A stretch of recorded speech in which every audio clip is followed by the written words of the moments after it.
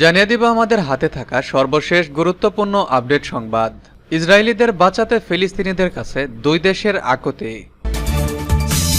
এদিকে ভারত মহাসাগরে 4 জাহাজে ইয়েমেনিদের হামলা। জানাবো এই সপ্তাহে জারি হতে পারে নেতানিয়াহুকে গ্রেপ্তারের পরোয়ানা। এদিকে এবার ইসরায়েলি পণ্য বয়কটের ঢেউ মালয়েশিয়ায়, 100 কেএফসির আউটলেট বন্ধ ঘোষণা। এবং সর্বশেষ থাকছে আমরা নিজের দেশেই অদৃশ্য, যা বলছে ভারতের মুসলিমরা। দর্শক, এতক্ষণ শুনছিলেন সংবাদ শিরোনাম, এখন বিস্তারিত। ইসরায়েলিদের বাঁচাতে ফিলিস্তিনিদের কাছে দুই দেশের আকুতি। গাজা যুদ্ধ নিয়ে আন্তর্জাতিক ও অভ্যন্তরীণ চাপ সামলাতে বেশ হিমশিম খাচ্ছে ক্ষমতাসীন নেতানিয়াহু সরকার। বিশেষ করে গাজা বন্দী ইসরায়েলি নাগরিকদের মুক্তির জন্য প্রতিনিয়ত চ্যালেঞ্জের মুখে পড়তে হচ্ছে ইসরায়েলি সরকারকে। এমন পরিস্থিতিতে নেতানিয়াহুকে খানিক স্বস্তি দিতে হামাসের প্রতি ইসরায়েলি যুদ্ধবিরতির প্রস্তাব মেনে নেয়ার আহ্বান জানিয়েছে যুক্তরাষ্ট্র ও যুক্তরাজ্য। কাতারি সংবাদ মাধ্যম আল জাজিরার এক প্রতিবেদনে জানা যায়, সোমবার ব্রিটিশ পররাষ্ট্রমন্ত্রী ডেভিড ক্যামেরন জানান, ইসরায়েলের পক্ষ থেকে হামাসের কাছে একটি যুদ্ধবিরতির প্রস্তাব দেওয়া হয়েছে, যেখানে 40 দিনের যুদ্ধবিরতির সঙ্গে কিছু ইসরায়েলি বন্দীর মুক্তির বিনিময়ে অন্তত 1000 ফিলিস্তিনি বন্দীর মুক্তির কথা উল্লেখ রয়েছে। এদিন সৌদি আরবের রাজধানী রিয়াদে ওয়ার্ল্ড ইকোনমিক ফোরামের এক সভায় বক্তৃতাকালে ক্যামেরন এই প্রস্তাবকে উদার বলে মন্তব্য করেন। ব্রিটিশ পররাষ্ট্রমন্ত্রী জানান, যতক্ষণ না পর্যন্ত প্রত্যেক ইসরায়েলি বন্দী মুক্তি না পাচ্ছে ততক্ষণ যুদ্ধ বন্ধ হওয়ার কোনো সম্ভাবনা নেই।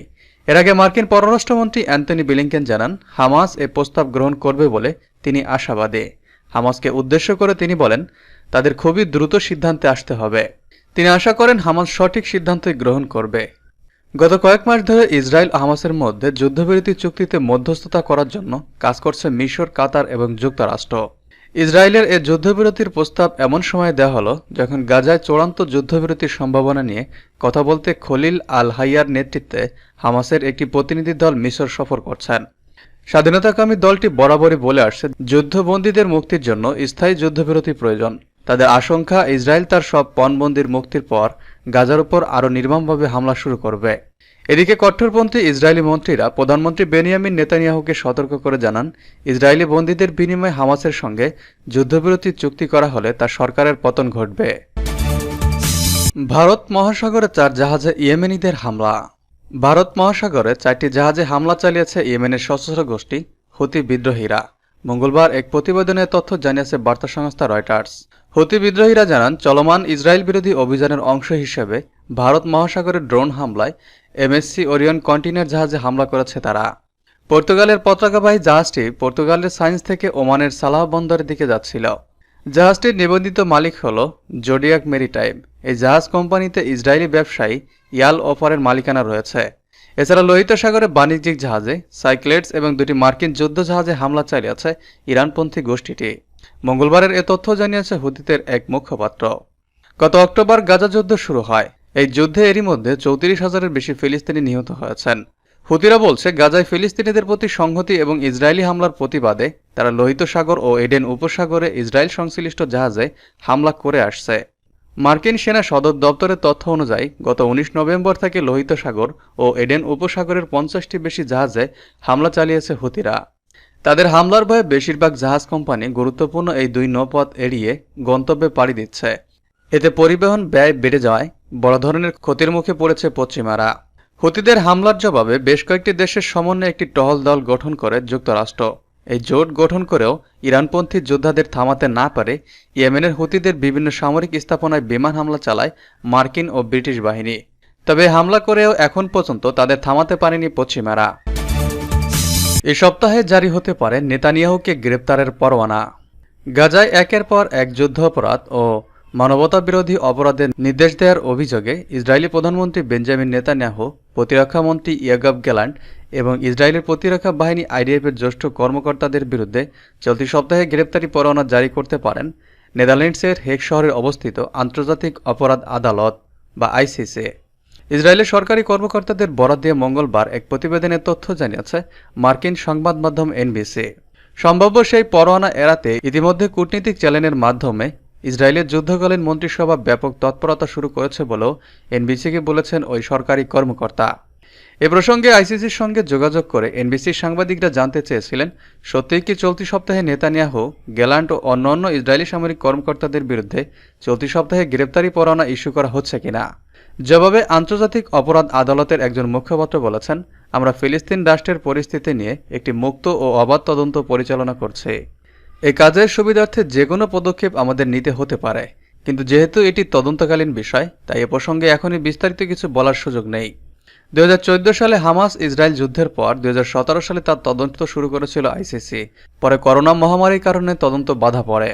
মহামারীর ধাক্কা কেটে যাওয়ার পর তা আবার শুরু হয়নি, কিন্তু গত 7 অক্টোবর ইসরায়েলি ভূখণ্ডে হামাসের হামলা ও তার জেরে গাজায় অভিযান শুরুর পর সেই তদন্ত ফের পুনর্জীবিত করে আইসিসি। গত ডিসেম্বরে গাজা ইসরায়েল সীমান্তে ঘুরে গেছে আইসিসি শীর্ষ প্রসিকিউটর করিম খান। সেই সফরে পুরনো সেই তদন্ত ফের শুরুর তথ্য জানিয়ে সাংবাদিকদের তিনি বলেছিলেন, এবারের তদন্ত হবে গতিশীল, কঠোর এবং পুরোপুরি সাক্ষ্য প্রমাণ নির্ভর। ইসরায়েল কিংবা যুক্তরাষ্ট্র দুই দেশেই কোনোটি আন্তর্জাতিক অপরাধ আদালতের সিদ্ধান্তকে স্বীকৃতি দেয় না। আইসিসি যদি সত্যি গ্রেপ্তারি পরোয়ানা জারি করে, তাহলে ইসরায়েল বা যুক্তরাষ্ট্র নেতানিয়াহুকে কিংবা ইয়ব গ্যালান্টের গ্রেপ্তারে হওয়ার কোনো আশঙ্কা নেই।